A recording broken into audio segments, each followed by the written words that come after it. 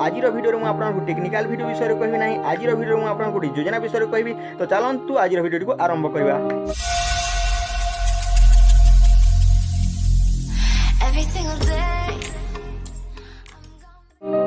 तो से योजनाटी है सुकन्या समृद्धि योजना। जदि आप योजनाटी करने को चाहूँगी ताहले आपणकर झीर बयस 10 वर्ष कम होगा उचित। तो प्रथम आपको बैंक को जाई ताना गोटे अकाउंट खोलवा पड़ो। से आपको 3टी डॉक्यूमेंट्स दरकार पड़ो। से डॉक्यूमेंट्स गुड़िक है रेसिडेंट सर्टिफिकेट, देन आपणकर झीर जन्म सर्टिफिकेट एवं आपणकर झीर आधार कार्ड। तो यही डॉक्यूमेंट्स 3टी नहीं कि आपको बैंक किंबा पोस्ट ऑफिस ता ना गोटे अकाउंट खोलवा पड़ो।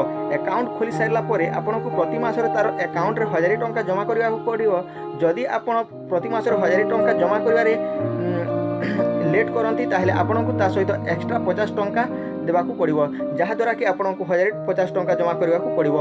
यहीपरि जदि आपंकर झीर बयस जिते 14 वर्ष होगा पर्यंत आपड़ जदि ता अकाउंट रे 1000 टंका जमा करेंगे मासकू ताहले आपणकर झील को जिते 21 वर्ष हो सीधा सलख आपंकर झील अकाउंट को 6 लाख टंका चली आसो, जहाँद्वारा कि आप 6 लाख टंका पाइपर। तो आपड़ जदि से पैसा को उठेबा चाहूथे 21 वर्ष न पूरी तो से पैसा आप 18 वर्ष पर उठे पारे, जहाँकि हायर स्टडी से पैसा उठा जाई पारिबो।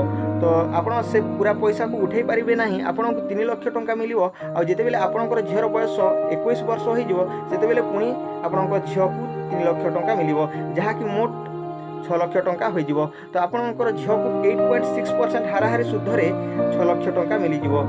तो यही से सुकन्या समृद्धि योजना विषय में। जदि आपको मोर यह वीडियोटी भल लगा ताहले मोर यह वीडियोटी को लाइक करूँ एवं मोर यह चैनल को सब्सक्राइब करूँ, कहीं यहीपर नुआ नुआ वीडियो मोर यूट्यूब चैनल अपलोड कर चली। तो आज ये पुणी देखा गोटे नुआ वीडियो सहित से समय पर्यंत टेक केयर।